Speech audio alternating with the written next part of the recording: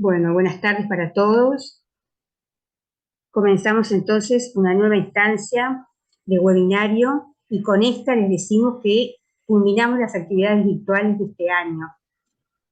Este webinario lo titulamos El paradigma de la ciencia abierta, donde abordaremos el tema de la evolución, estado actual y perspectivas futuras del modus operandi de la ciencia abierta.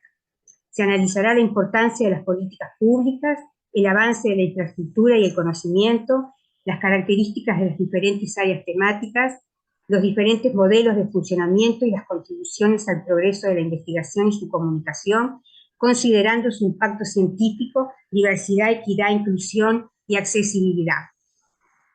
Para esto, invitamos al ingeniero y licenciado en bibliotecología, Ernesto Espinar, y vamos a hacer una presentación de su currículum, pero antes quería darles la bienvenida a todos y agradecerles que nos acompañen. Esta sesión está siendo grabada. Nosotros vamos a colocar este webinario como siempre, el video lo vamos a colocar en el canal de YouTube de la facultad, en la carpeta de biblioteca, para que esté a disposición de ustedes. Seguramente eso va a ser la semana que viene. Les vamos a pedir que se mantengan sus micrófonos apagados, que coloquen sus preguntas en el chat. Igualmente al final de la sesión van a ser todas respondidas y van a poder, si así lo desean, levantar la mano y va a haber un espacio de interacción con el ingeniero Espina. Les pedimos también que se identifiquen correctamente en la conexión, que pongan nombre completo, para así podemos elaborar los certificados de asistencia. Bien, el ingeniero y licenciado en bibliotecología Ernesto Espinar tiene más de 30 años de experiencia en el campo de la documentación y edición de publicaciones científicas. Es además ingeniero agrimensor, es ingeniero de sistemas y, como les decía, licenciado en bibliotecología por la Universidad de la República. Posee además una maestría en ciencias de la información, en sociedad de la información por la Universidad Oberta de Cataluña, Barcelona, así como un diploma de estudios avanzados en esa misma universidad. Complementa con otros estudios, realizó más de 50 cursos en las áreas de computación, redes, información médica, información industrial, propiedad intelectual, bibliotecología y documentación en instituciones de Argentina, Brasil, España, Francia, Guatemala, Estados Unidos y Venezuela. En cuanto a su experiencia laboral, se desempeñó como jefe de procesos técnicos en la OPS de Washington, con misiones de trabajo en 11 países. Fue consultor en proyectos del BID con el Ministerio de Salud Pública de Uruguay y en proyectos del Ministerio de Salud Pública con ACE. Fue gerente de la sección Fuentes de Información Referencial de BIREME, teniendo a cargo las bases de datos BILAX, con más de 250 bibliotecas en 32 países. Fue representante por Uruguay ante las comisiones especializadas de UNESCO y también fue docente en la Escuela de Bibliotecología de la Universidad de la República de la asignatura Redes y Sistemas. Posee una vasta producción académica que incluye trabajos presentados en 53 congresos nacionales e internacionales en el campo de la información automatizada, edición científica y Open Science. Es autor de 2 libros publicados por la UNESCO y por Cielo. También publicó algunas investigaciones, 7 manuales de operación publicados en distintas instituciones. Es autor de más de 20 artículos publicados en revistas arbitradas, más de 60 posts publicados en Cielo en Perspectiva y en El Profesional de la Información. Como tarea editorial, fue contratado por Simago España para el mejoramiento y acompañamiento de editores de revistas para más de 80 revistas académicas en Colciencias de Colombia. Ha realizado arbitraje editorial para varias revistas especializadas nacionales y extranjeras de Argentina, Colombia, España y Hungría. Es editor, traductor en español y colaborador de Cielo en Perspectiva desde sus inicios. Ha sido contratado para desarrollar actividades de asesoría en varios proyectos de información a nivel nacional, en bibliotecas de la Universidad de la República, en la conformación de varias bibliotecas virtuales en salud, nacionales y temáticas de Uruguay, a nivel público y privado también. Es nuestro asesor en todo lo relacionado con la conformación de la Biblioteca Virtual en Salud de Enfermería desde su creación en el año 2009. Muchas gracias, Ernesto, por haber aceptado nuestra invitación y ya tienes la palabra, ya estás compartiendo pantalla, así que ya podemos empezar con la presentación. Bien. Buenas tardes, ¿todos me escuchan? Bien. Entonces, como corresponde, en primer lugar, agradezco a la Facultad de Enfermería, en la figura de Beatriz, con la que nos conocemos hace muchos años, por la invitación que nos dio de tener una pequeña intervención de colaboración en el tema de la ciencia abierta. Vamos a comenzar a contar un poco la historia de la ciencia abierta. ¿De qué se trata? Bien, lo primero que quiero mostrar es un libro que se publicó a fin de octubre en la conmemoración Cielo 25 años. Seguramente, o casi todos ustedes o todos conocen que Cielo es una iniciativa que comenzó en Vireme y ahora está en la FAPESPI en San Pablo, que es una plataforma para la publicación de textos completos en acceso abierto y acceso gratuito de revistas científicas de 16 países. Luego hablaremos más. Este libro, que ustedes lo pueden descargar desde este link, trae un poco la historia de lo que fue el movimiento de acceso abierto alrededor del globo.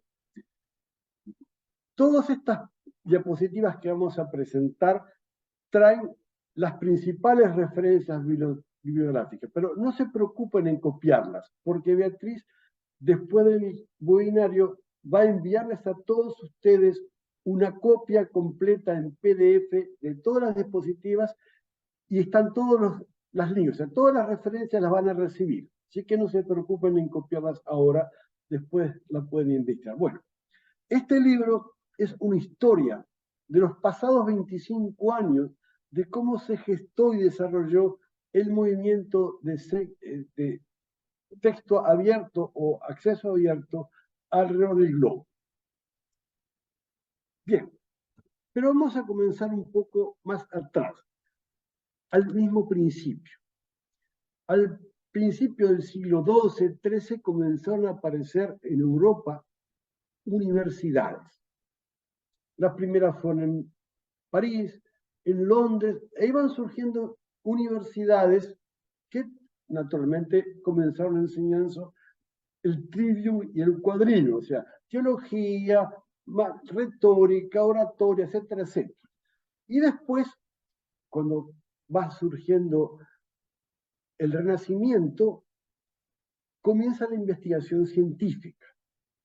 Los principales monjes e investigadores comienzan a investigar y a hacer descubrimientos de lo que era la ciencia natural. Y dos revistas, comenzando con muy pocos meses de diferencia, en 1667, por la Universidad de Londres y en París, el Philosophical Transactions y el Journal de Savants inauguran la época que los artículos, que eran escritos en forma de cartas, se enviaban para publicar los descubrimientos que iban ocurriendo en el mundo natural. Y ahí comenzó la historia de la ciencia escrita, la ciencia publicada, la comunicación científica. Bueno, con el correr del tiempo, siguieron casi 300 años, se fue desarrollando la edición, los métodos, la forma de presentar la ciencia, y es en el siglo XX donde, con el auge de la química, la metalúrgica y el mundo moderno, cobra impulso. Pero especialmente después de la Segunda Guerra Mundial, cuando comienza la Guerra Fría, la investigación científica pasa a ser estratégica. La UNESCO, las Naciones Unidas, comienzan a incentivar la creación y el fomento de la ciencia, como los CONICIT, CONACYT, CINICIT, todos, Colciencia, todos esos organismos apoyados por la UNESCO para desarrollar el conocimiento y la publicación científica.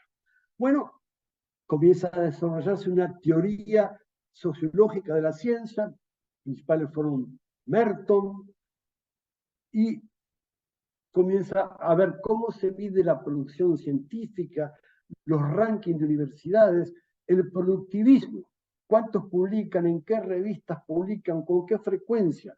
Y surge a principios de los años 60 el Instituto de Información Científica, cuando empieza a medir y se surgen los factores de impacto, el Journal Citation Report, o sea, reportes de cómo se estaba produciendo y en qué lugares se producían y en qué disciplinas.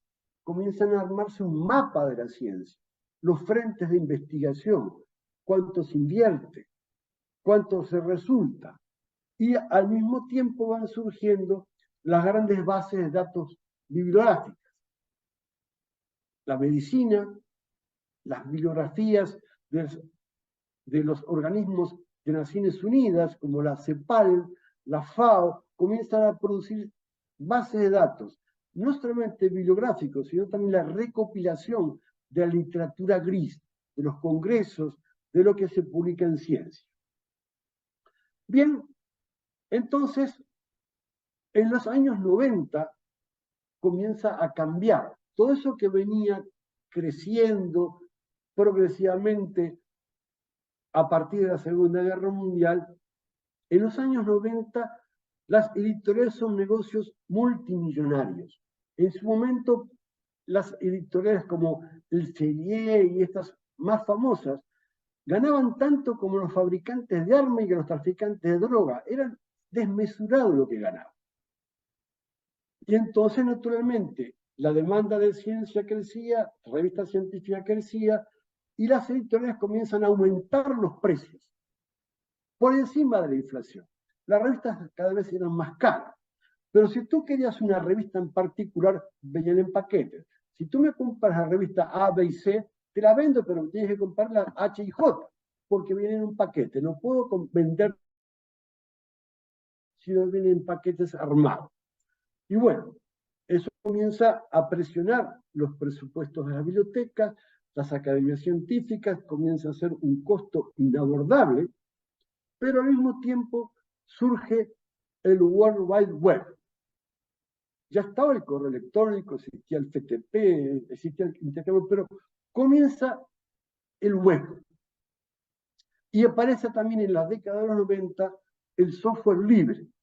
O sea, los fabricantes del software que tenían agarrado el tema, comienza a quebrarse, se fisura porque muchos comienzan a decir, no, yo no voy a cobrar por mi software, yo lo distribuyo, lo pongo, la gente me paga si quiere, pero me pueden usar. No son todos cerrados y escondidos. Es el open source. Entonces, con el World Wide Web y el software que es abierto, las academias, algunos organismos comienzan a pensar, ¿y por qué no hacemos nosotros revistas electrónicas, totalmente electrónicas? Y entonces, al mismo tiempo también, todo se va dando, surge la idea del Creative Commons. Seguramente ustedes conocen esto. Es decir, la publicación no se obliga a pagar el derecho de autor. Es suficiente con el reconocimiento del autor y existen varias variantes. Puede ser Creative Commons by, o sea, la paternidad, o distribuye igual, o puede modificar, pero existe una apertura del derecho de autor, la propiedad en sí, la posibilidad de copia, la adaptación. Entonces tenemos software libre que comienza a surgir, comienzan a crearse revistas electrónicas y surge el concepto de Creative Commons. Entonces, al mismo tiempo, con la iniciativa de Soros en el año 2002, la Open Society expande, da fuerza, da institucionalidad al concepto. Publicar revistas electrónicas en un fondo común con software libre. Entonces comienzan a aparecer los repositorios, o sea, la producción académica, la producción científica de las universidades comienzan a depositarse en lugares comunes. Por ejemplo, la UDELAR tiene el colibrí. La gente o los profesores pueden depositar en forma abierta. Y se desarrollan protocolos informáticos para intercambiar información, como por ejemplo el Dublin Code.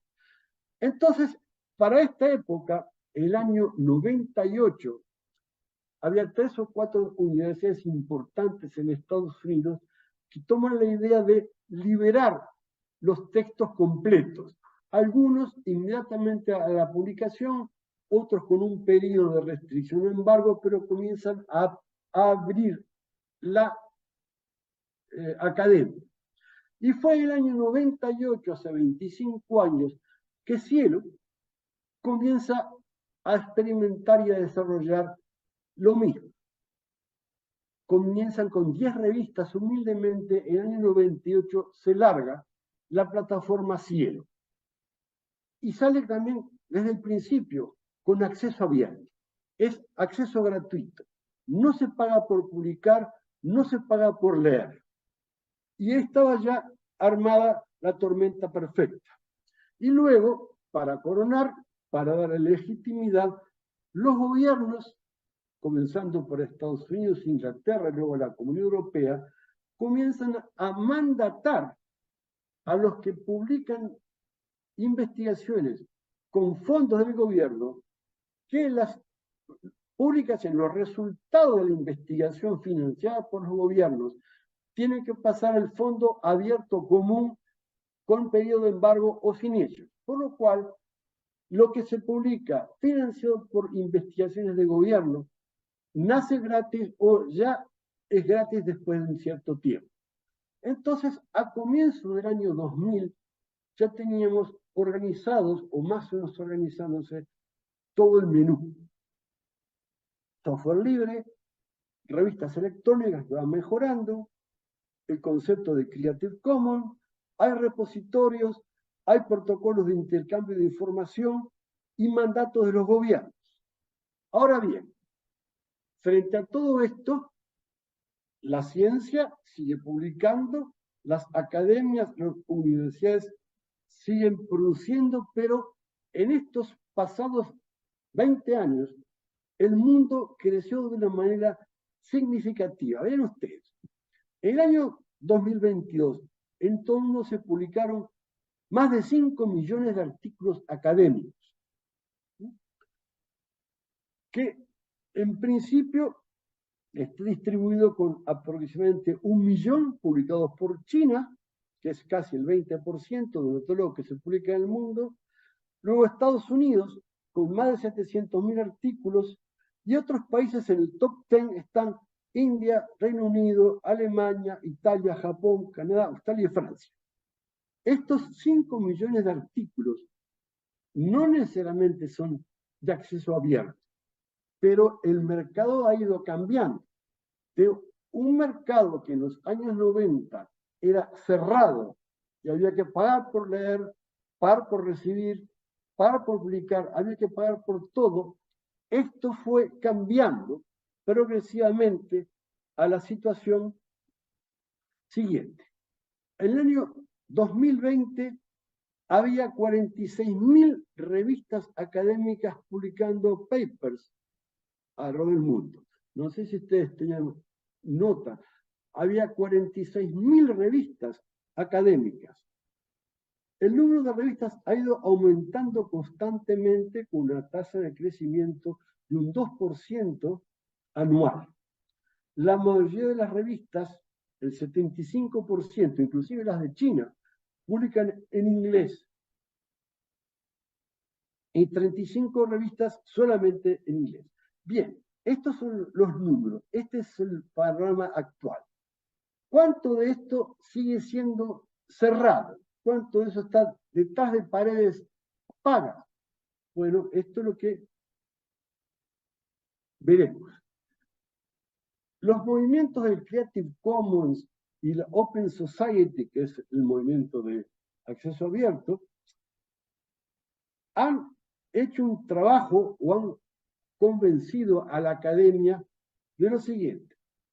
Hoy día tenemos entre muchas variedades, lo que se llama el acceso dorado y el acceso verde.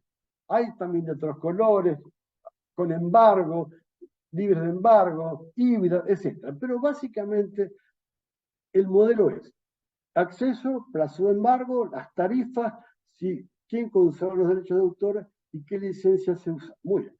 El dorado es la publicación que nace gratuita, está en línea para que cualquiera lo pueda leer en cualquier lugar. El acceso verde básicamente los llaman los repositorios que luego se publican como autoarchivo. Bien, acá ustedes pueden ver las distintas características. ¿Y qué ocurre? ¿Qué tarifas? Muchas de las revistas nacen gratuitas y otras el autor tiene que pagar un APC.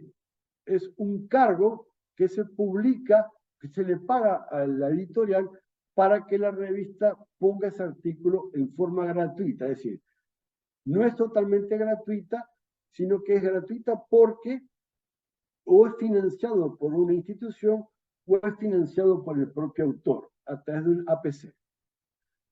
En cambio, los de acceso verde, básicamente los repositorios, el artículo no tiene por qué pagar APC.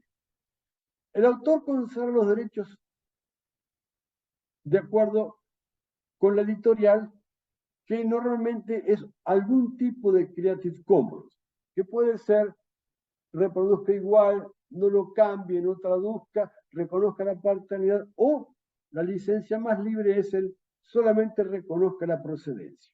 Muy bien, este esquema de trabajo a lo largo y ancho del mundo en estos pasados 20 años produce lo siguiente, que tenemos tres conceptos.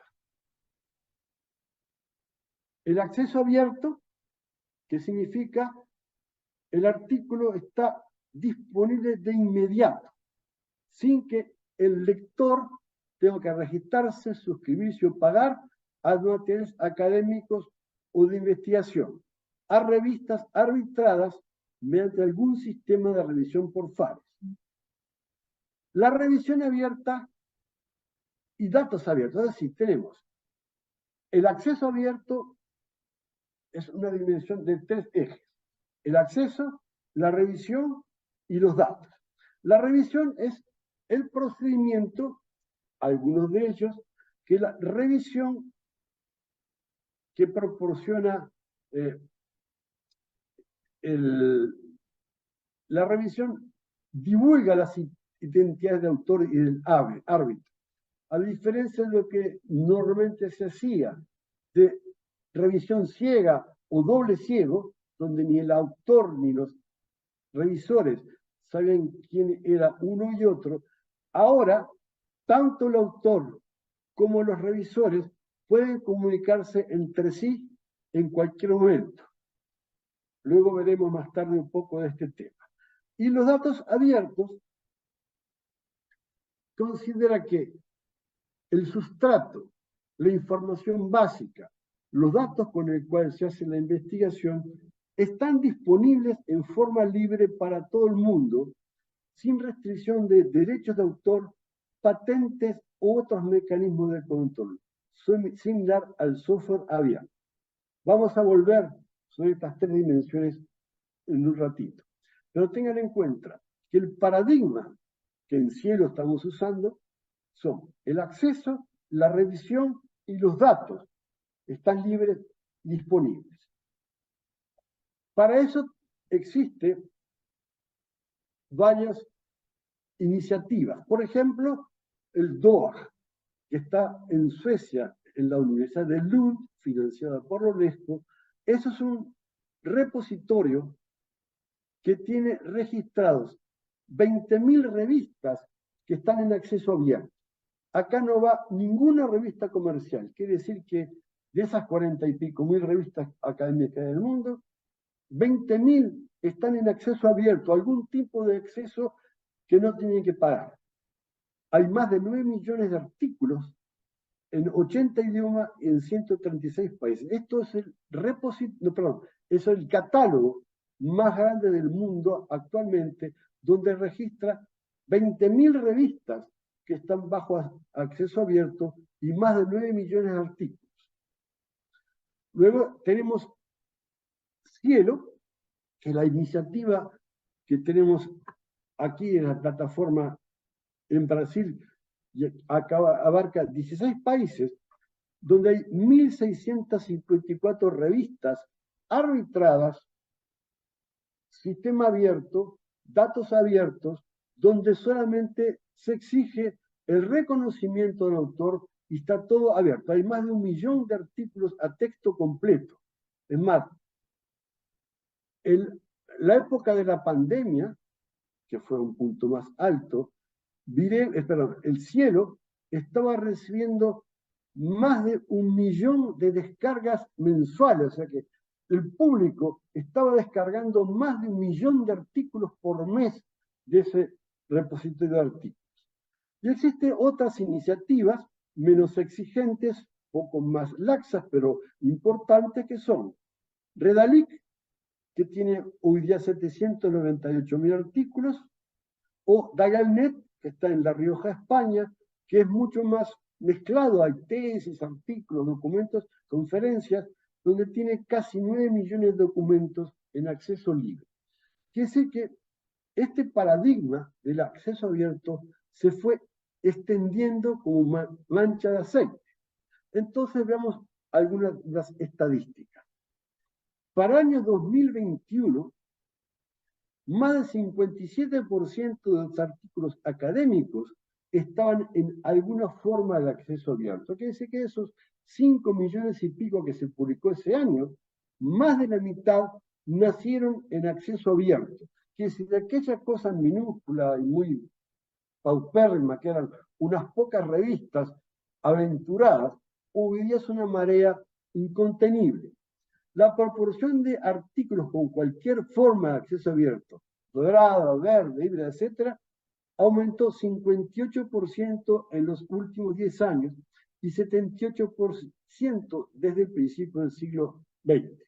Y acá muestra un poco la gráfica, cómo las publicaciones de pago vienen disminuyendo y las publicaciones acceso abierto va creciendo de alguna manera. Acá están las referencias, ustedes pueden consultarlo después. Entonces, ¿qué problemas viene a resolver el acceso abierto? Veamos qué problema tiene la forma tradicional. Para empezar, la revisión tradicional para que los artículos sean publicados, doble ciego, tan solo en los Estados Unidos cuesta más de 2.500 millones de dólares y 100 millones de horas académicas para revisar y aprobar los artículos que se publican. Los artículos que pasan por el proceso tradicional de 6 meses a más de 1 año de demora para ser publicados. Los costos de APC pueden ser muy elevados. En promedio, andan los $1.700, pero para revistas de mayor impacto, como Nature, publicar un artículo le cuesta al autor en el orden de $9.000, cosa que está fuera del alcance de la mayor parte de nosotros investigadores en Latinoamérica. Por esta razón han surgido lo que llaman revistas depredadoras. Esto es lo que llaman paper mills, o sea, fábricas de papers, que dicen, muy bien, si usted me paga 100, 200, 300 dólares, nosotros le publicamos el artículo en alguna revista. Naturalmente, no la revista de mayor impacto y las más apetecidas, pero ¿qué ocurre? Muchos académicos precisan para sobrevivir tener publicación. Entonces, no consigo una revista de primer nivel, segundo nivel, publico donde sea, porque si yo no publico, no puedo vivir dentro del sistema académico, lo que llaman publish or perish. O sea, si no publicas, pereces. La competencia del sistema académico de tan grande que muchas universidades, para mantenerse activos y ser contratadas, tienen que tener publicaciones. y si no consiguen el mayor impacto, publican donde sea, al menos tener algún lugar que se publique. Y de esto están viviendo varios miles de revistas que están haciendo negocios con esa necesidad. Y también, por supuesto, para poder tener una visión de salida, publicar algo, existen publicaciones fraudulentas, no es mucho, andan en el torno del 1 al 2% de las publicaciones fraudulentas y muchas veces se los detecta y son luego retractadas.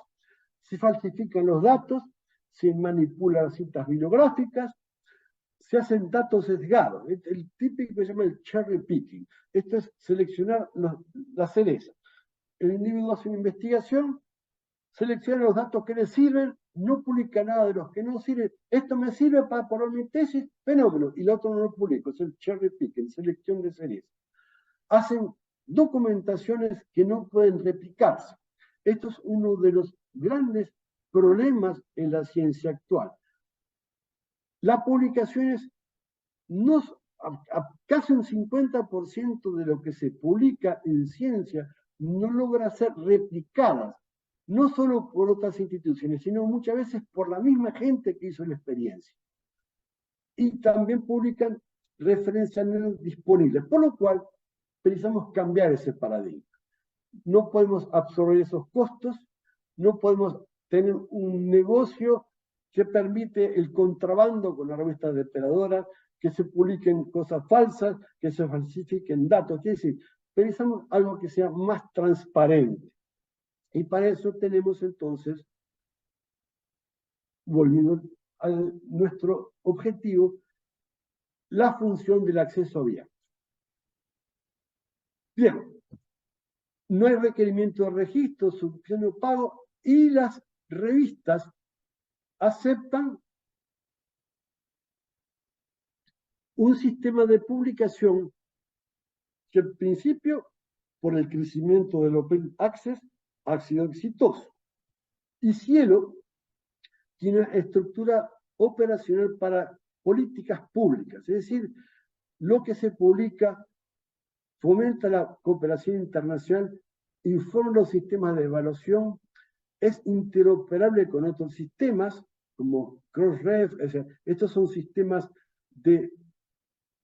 Los artículos tienen una identificación que permite hacer el tracking de los artículos y la publicación continua y los servidores de preprints. Aquí llegamos a un tema crucial.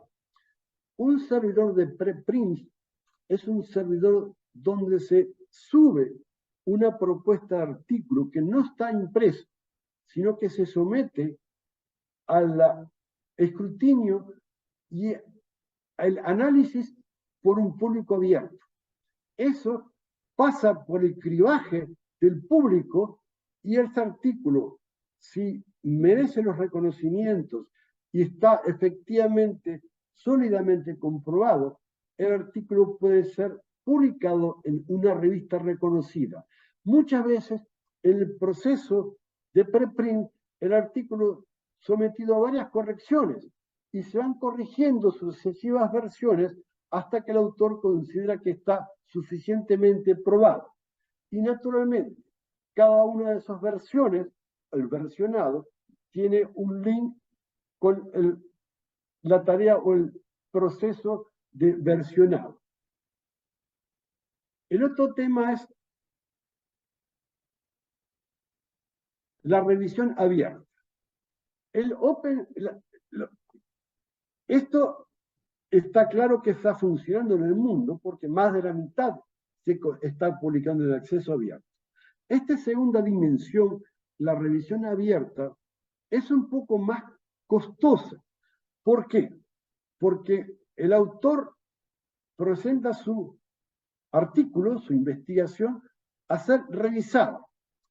En el proceso tradicional, los revisores permanecen anónimos. En este caso, tenemos tres formas: identidad abierta, informes abiertos, participaciones. Son tres niveles.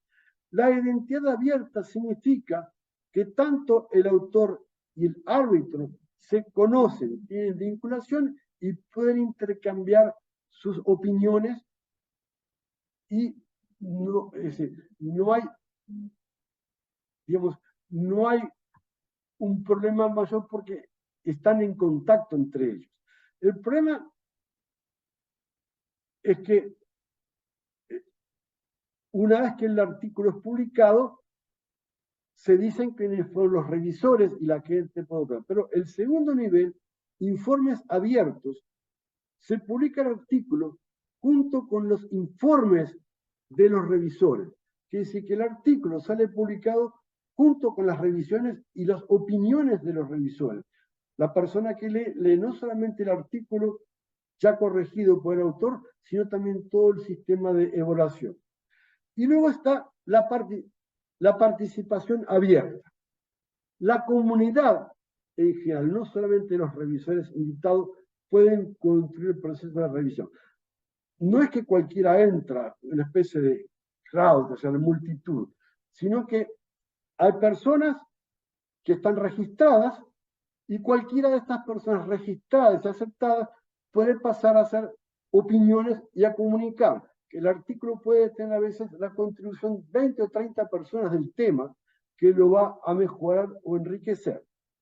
Esto es la segunda dimensión, revisión abierta. Y luego vienen los datos abiertos. Esto es la parte más, como dicen los brasileños, más flaca. Esto es la dimensión que todavía no está suficientemente desarrollada, porque los datos con los que se hace una investigación dice que debe estar sin restricciones de derechos de autor, patentes o mecanismos de control. Bien, pero esto tenemos unos problemas sin resolver. No está establecido a nivel internacional los protocolos de formatos y software. O sea, ¿en qué formatos se presentan los datos? ¿Planillas Excel? ¿Base de datos de qué tipo? ¿Software CSPSS? ¿Software propietarios o software abierto? Es decir, ya los datos pueden ser complicados de manejarlos en forma abierta. Y esto es una nueva especialidad que tienen los bibliotecarios, que es el curador de datos. No hay experiencia institucional suficiente para que los bibliotecarios de soporte de investigación puedan hacer la preservación y el manejo de los datos, el data curation. No hay apoyos necesarios institucionales. Los investigadores, por publicar los datos de base, no reciban suficiente crédito, sobre todo cuando no es el investigador principal, sino que son los asistentes de investigación, los que están encargados del análisis estadístico, los que están encargados de los metadatos, lo que están dando el soporte o apoyo documental de la investigación, no están suficientemente acreditados. Y por supuesto, no hay mandatos para nacionales ni las instituciones puedan manejar los datos fuentes. Y esto ocurre un problema que se llama la pérdida de artefactos digitales. Tenemos investigaciones que sus datos de origen, los datos con los cuales fueron realizada la investigación, se han perdido. Hay todo un artículo aquí, un sitio de preservación digital muy importante. En conclusión, nosotros tenemos tres dimensiones. La del acceso, que está fuertemente desarrollada y aceptada a nivel internacional. Las revisiones, que está siendo crecientemente adoptado, las revisiones abiertas. Y los datos abiertos es una parte que todavía está en desarrollo y falta resolver problemas de protocolos y cooperación internacional. Bien, entonces, no sé si estamos bien en la hora, pero yo creo que sí. Sí, sí. Pasemos a las preguntas. Bien, comenzamos entonces el espacio de preguntas. No hay nada en el chat. No sé si prefieren levantar la mano y hacer sus preguntas directamente.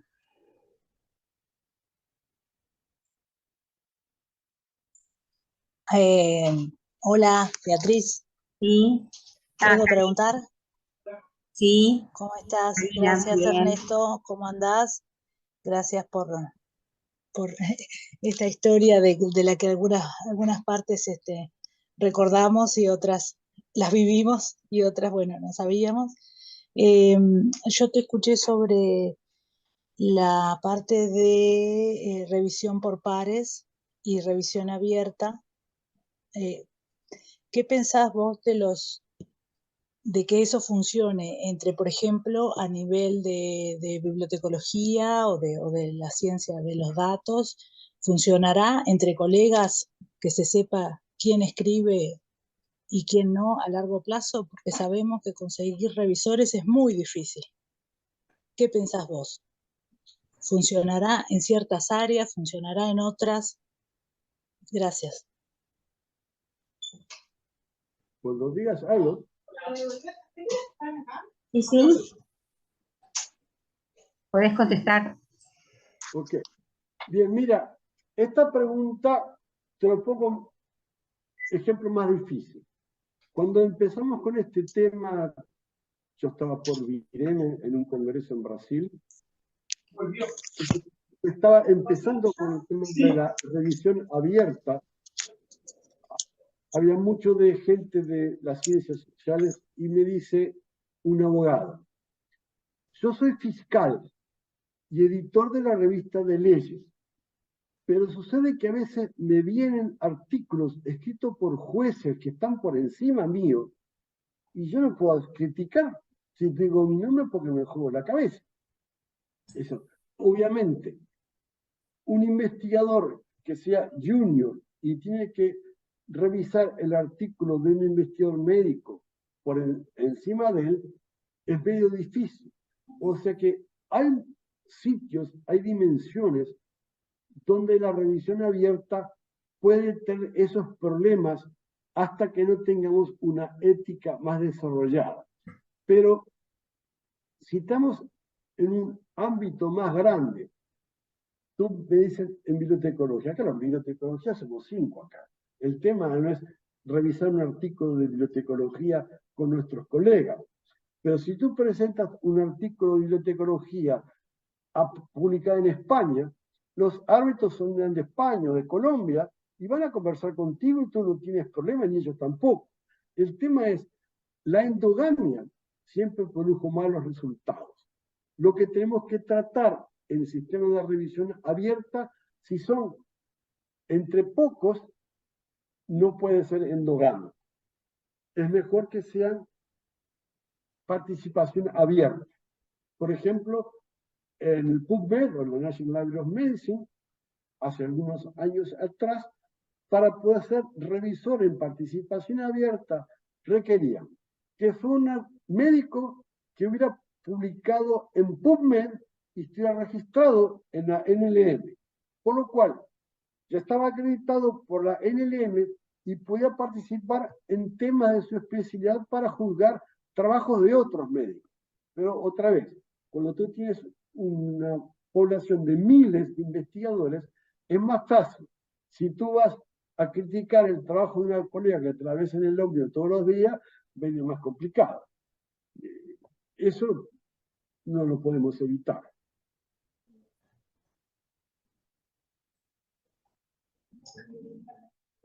Bien. ¿Alguien más que quiera hacer alguna consulta o comentario? María de los Santos de Zaparo. Sí, adelante. Hola, ¿cómo están? Hola, hola Ernesto, ¿cómo estás? Sumamente claro y la verdad que completo y nos hace como un panorama muy esclarecedor, a pesar de que estamos muy acostumbrados de los temas, verlo así todo en un solo recorrido, la verdad que me resultó sumamente productivo. Y una de las preguntas está relacionada también con lo que comentaba Karina, y era con el tema de la revisión abierta, porque donde hemos visto más resistencia por parte de los investigadores. La primera modalidad no la entendí bien, o sea, es como un intercambio entre el investigador y el revisor, pero es particular, o sea, eso no está a la vista, no lo ve nadie. Bien, la cosa así. Normalmente o tradicionalmente la revisión era ciego o doble ciego. Sí. El autor no sabía quién era el revisor y en algunos casos ninguno se conocía al otro. Ahora, el editor pone en comunicación al autor o los autores con los revisores, que pueden ser 2 o 3, y ellos comentan e intercambian opiniones para lograr las mejoras del artículo.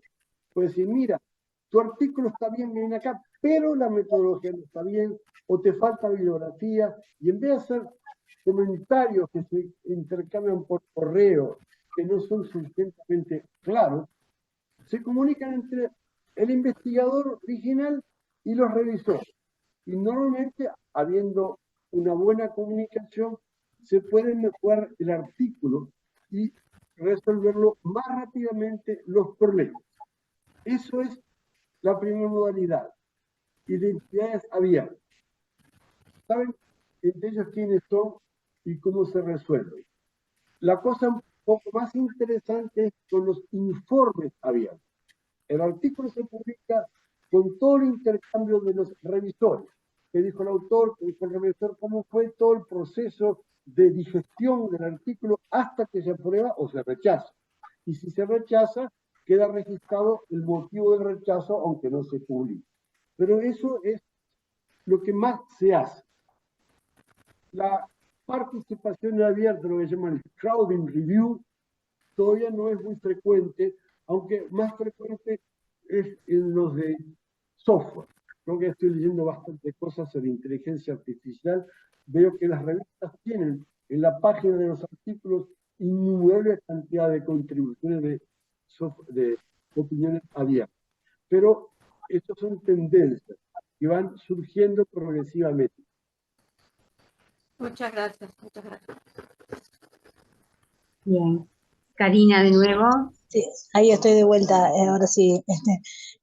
La otra que me quedó pendiente, Ernesto, era que vos mencionaste, y bueno, que lo vimos hace poco en un congreso, que una de las ramas que los bibliotecólogos podemos trabajar sería en la curación de datos.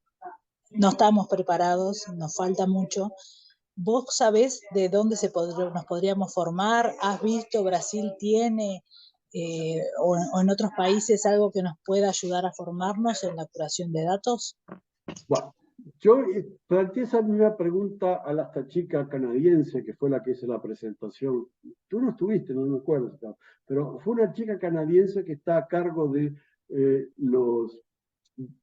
la preservación de datos, que ella misma dijo, no tenemos todavía protocolos, porque, por ejemplo, yo quiero tener una planilla de datos, la pongo en Excel, Excel es propietario, y si tengo que poner un formato de intercambio, que puede ser SDF o CSV, delimitado por coma, tengo que poner los datos en forma original para que alguien lo capture con una planilla Excel o como se llama.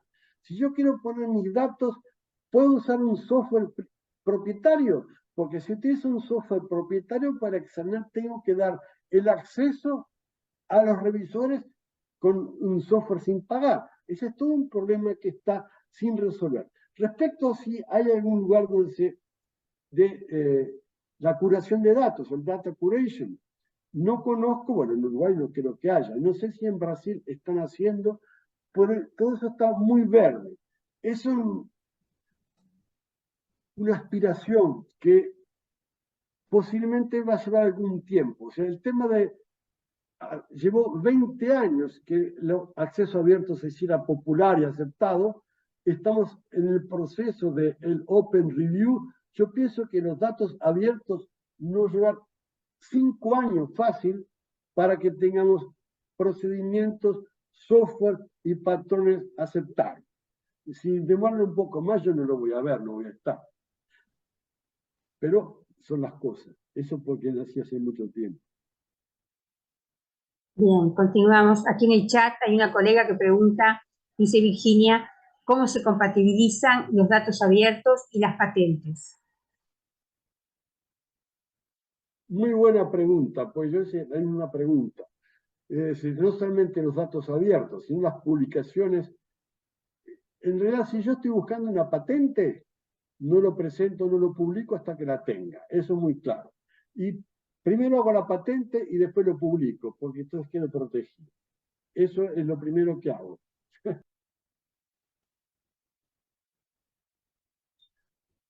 Bueno, no hay más comentarios ni preguntas en el chat. No sé si alguien más quiere hacer alguna consulta. Tuvimos, les comento, tuvimos una asistencia mayoritaria de colegas de bibliotecología, pero también hay docentes de la Facultad de Enfermería. Y del exterior también tenemos algunas personas. Estuvo Abel Packer, que fue director del IBM, ya se retiró porque dice que tenía otra reunión. Tenemos docentes de Salto y de acá de Montevideo también, egresados.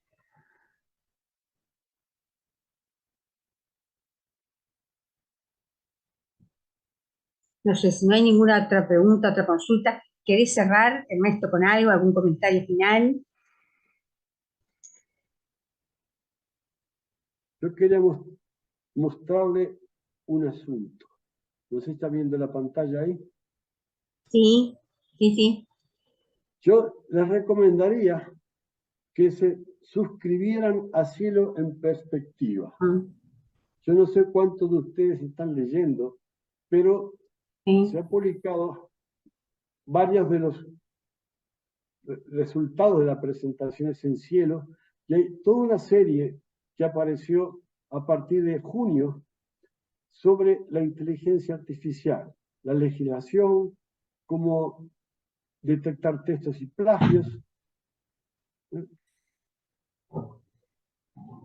Esta es una revista que está brasilera que está haciendo la curación de datos, es la única que yo conozco.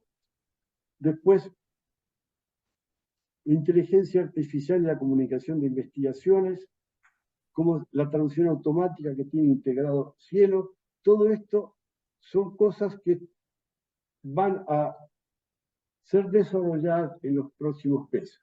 Cielo está analizando, esto es una infidencia, no digan que yo se lo dije, para los próximos meses comenzar a experimentar los resúmenes automáticos y las revisiones automáticas con inteligencia artificial de los artículos. Esto es lo que se viene. Bueno, muchas gracias por haber tenido la paciencia y haber estado acá. Son como 50 personas había acá, ¿no? Algo así. 38 conexiones tenemos. Hubo alguna más. Ok. Porque ya bueno, se bajaron. Bueno, muchísimas gracias, Ernesto, por haber compartido tus conocimientos. Bueno, les agradecemos a todos por su asistencia y nos despedimos hasta el año que viene.